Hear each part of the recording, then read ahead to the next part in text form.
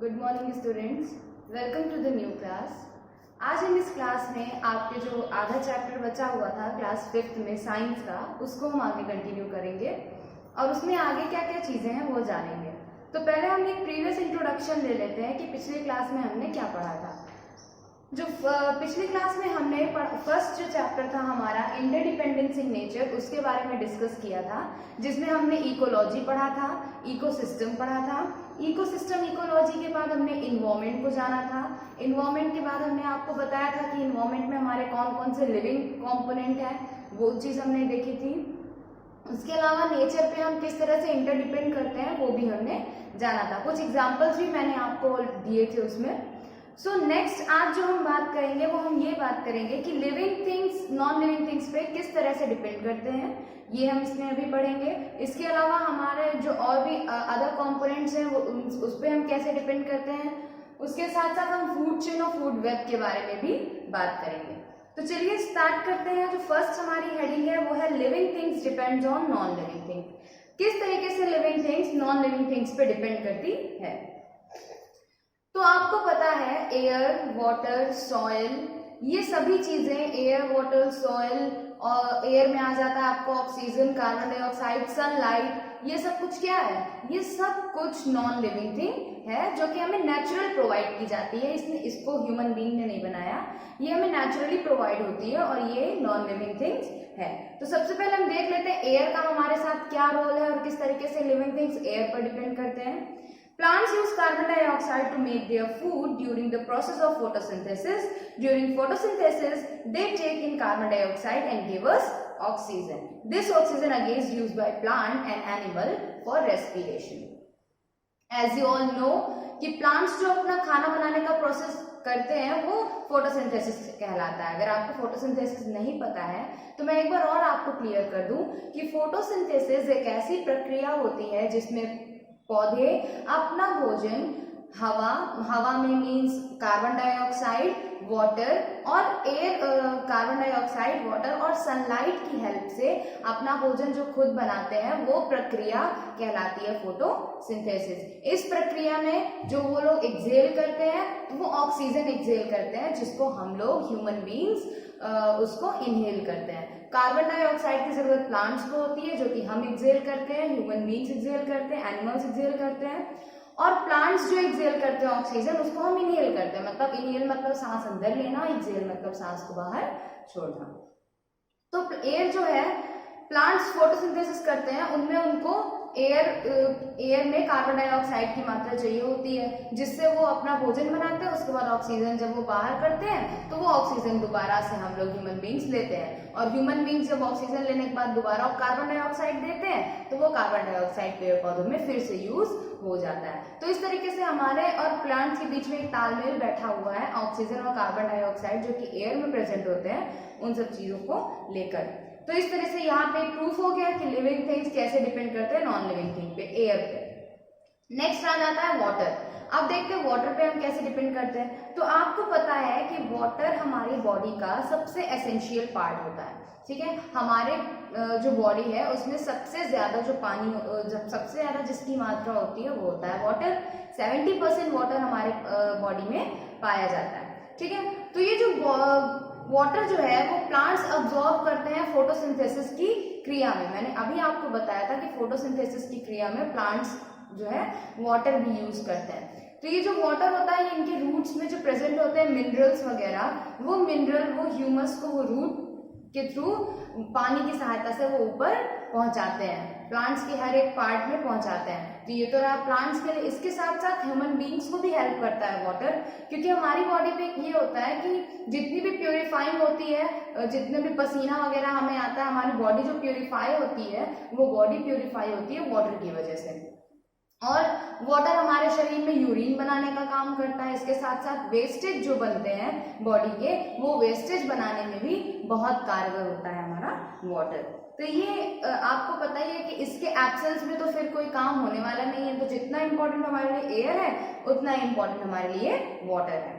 Next आ जाता है sunlight. तो सनलाइट आपको पता है कि सनलाइट भी होती है, उसको भी फोटोसिंथेसिस की प्रक्रिया में यूज करते हैं प्लांट्स, और इसके साथ साथ हम लोग भी यूज करते हैं, क्योंकि अंधेरे में कोई भी चीज हो तो कितनी भी अच्छी चीज हो वो अंधेरे में हमेशा रखने से खराब हो ही जाती है।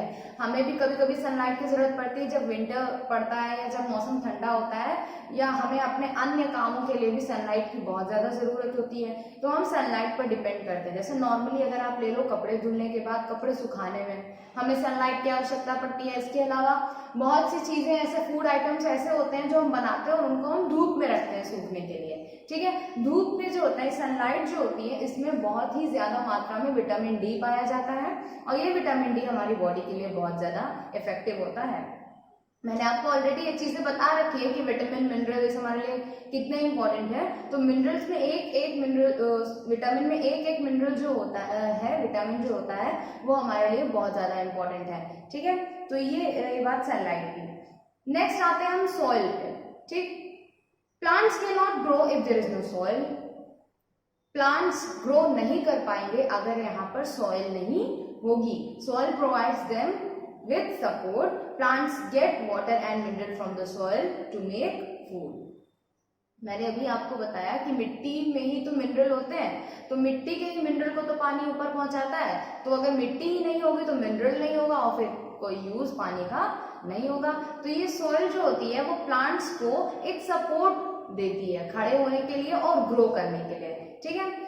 इसके साथ साथ कई सारे एनिमल्स होते हैं जिनको मिट्टी शेल्टर प्रोवाइड करती है। शेल्टर मतलब घर प्रोवाइड करती है। जैसे आपने कई सारे कीड़े मकोड़े छोटे देखे होंगे, केचुआ वगैरह, या बड़े से बड़े जानवर जैसे रैबिट हो गया, स्नेक हो गया, ठीक है। ये सभी को क्या होता है, मिट्टी घर प्रोवाइड करती है, मिट्टी में ही रहते हैं ये लोग। और उसके साथ साथ ये क्या करते हैं, जैसे गमले वगैरह में अगर आप पानी डालते जाओ तो वो क्या हो जाती है, बैठ जाती है मिट्टी, तो उसमें फिर एक समय के लिए उसकी जो फर्टिलिटी है वो धीरे धीरे खत्म होने लगती है। तो हमें टाइम टू टाइम क्या करना चाहिए, उसमें ह्यूमस ऐड करना चाहिए। ह्यूमस आप नहीं भी ऐड करते हो तो भी उसको साइड से कभी कभी खोद देना चाहिए, ताकि वो मिट्टी लूज हो जाए, एक जगह पकड़ के बंध के ना रह जाए। तो जो एनिमल्स होते हैं वो जब उसके अंदर घर बनाते हैं अपना, तो वो उसके मिट्टी को बार बार खोदना और बार बार ऊपर नीचे करते हैं, जिससे मिट्टी लूज हो जाती है, उसमें मिनरल की मात्रा दिन पे दिन बढ़ती रहती है।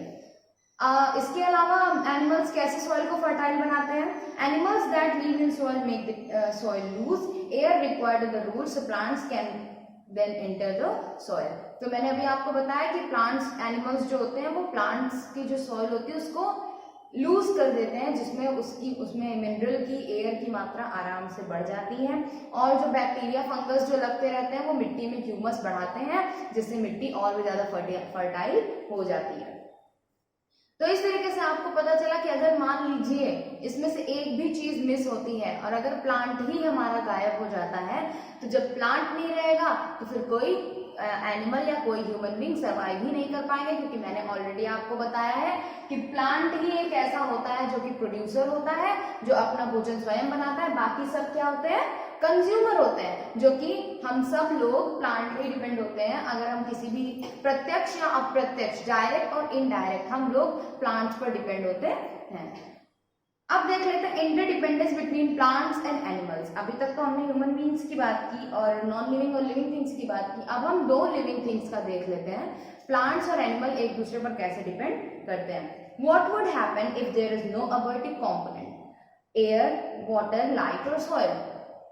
अबॉर्टिव कंपोनेंट मतलब भी होता है नॉन लिविंग थिंग्स। तो जब क्या होगा, मैंने अभी आपसे पूछा क्या होगा, जब एयर, वाटर, सनलाइट और ये सब रहेगा ही नहीं, अबॉर्टिव कंपोनेंट नहीं रहेगा, तो यहाँ पर कोई प्लांट नहीं होगा।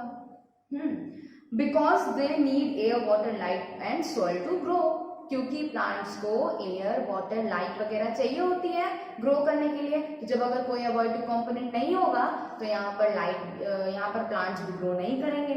और plants also depend on animal for carbon dioxide.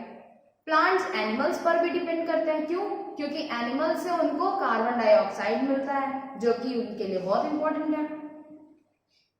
In the air because there during breathe animal release carbon dioxide. क्योंकि मैंने बताया कि एनिमल्स जो है वो कार्बन डाइऑक्साइड देते हैं। Animals do not prepare their food, और अभी तो ये प्लांट्स की बात थी कि प्लांट्स को एनिमल से कार्बन डाइऑक्साइड मिलता है। अब ये आप जानते हो कि एनिमल्स अपना भोजन तो स्वयं बनाते हैं नहीं। एनिमल्स जो होते हैं वो पूरी तरीके से किस पे डिपेंड होते हैं? प्लांट्स पे। तो ये तो प्रूफ हो गया कि अगर प्लांट ही नहीं रहेगा तो एनिमल भी नहीं रहेंगे, ठीक है, क्योंकि एनिमल तो प्लांट्स पे डिपेंड कर रहा है और जब उन्हें खाने को कुछ नहीं मिलेगा तो एनिमल्स भी नहीं रहेंगे यहाँ पे। और हम जो है हम लोग एनिमल और प्लांट दोनों पे डिपेंड करते हैं, तो जब एनिमल और प्लांट दोनों ही नहीं रहेंगे तो ह्यूमन बीइंग्स भी नहीं रहेंगे, ठीक। तो यहाँ पे क्लियर हो जाता है कि there is interdependence among plant, animal and human beings. Neither plant nor animal can survive without sunlight, air, water and soil. All these living and non-living things keep their balance in nature. ये सभी चीजें जो है एक दूसरे के साथ balance बनाकर नेचर में रहती है। अगर इनमें से एक भी चीज हट जाती है तो दूसरे को इफेक्ट पड़ेगा। अब जो हमारी बात आती है वो आती है फूड चेन की।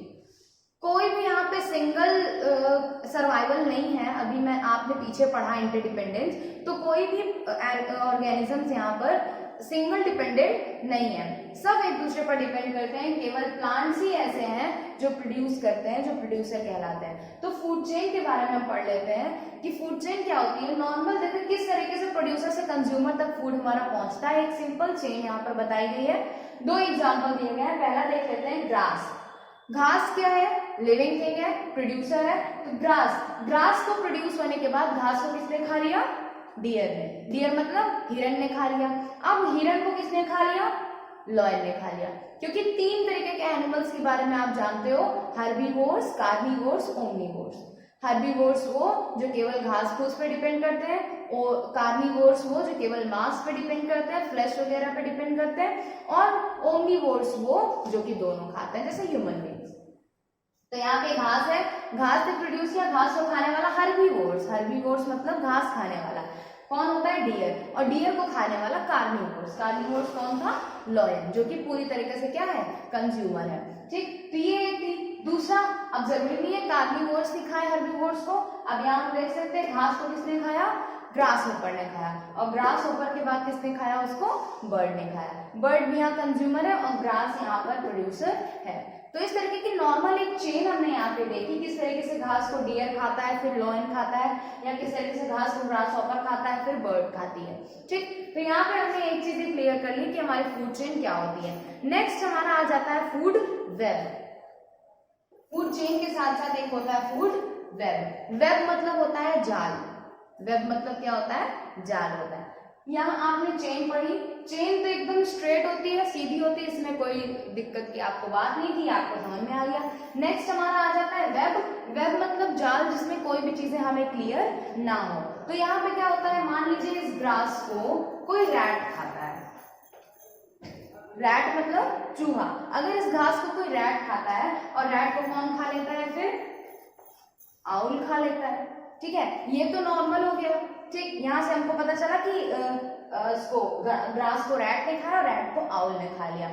अब ये भी तो हो सकता है कि इसी रैट को कोई नेवला खा ले, आउल ना खाए, ठीक है, कोई नेवला खा ले। इसके अलावा ये हो सकता है इसको कोई फॉक्स खा ले, ठीक। अब इसके ये चेन तो क्लियर हुई नहीं। यहाँ कुछ भी हो सकता है कि ग्रास को रैट ने खाया, रैट को आउल ने खा लिया। चलो ठीक है, रैट की बात हम हटाते हैं यहाँ पे। अब हम ये भी देख सकते हैं कि इसको किसी बीटल ने खा लिया हो, घास किसी बीटल ने खा लिया हो। बीटल मतलब एक छोटा कीड़ा, खटमल या ऐसा कुछ, ठीक है। तो बीटल ने खा लिया, और बीटल को फॉक्स ने खा लिया हो, या बीटल को आउल ने खा लिया हो, ये भी हो सकता है। नेक्स्ट देख लेते हैं। अब यहाँ देख लेते हैं कि इसको घास को शायद रैबिट ने खाया हो, हमें ये भी कंफर्म नहीं है, हमने ये मान लिया चलो रैबिट ने खाया। रैबिट को स्टॉर्ट ने खा लिया हो, या रैबिट को फॉक्स ने खा लिया हो।